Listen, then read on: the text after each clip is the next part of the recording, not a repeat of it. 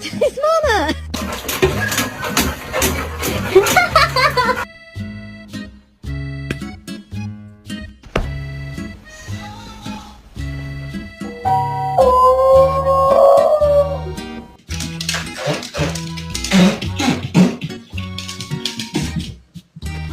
Am I walking you or you walking me?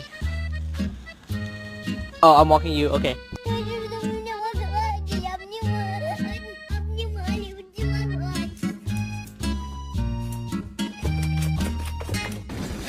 Bakın. Baby, they were too busy for a pup cup. I'm sorry.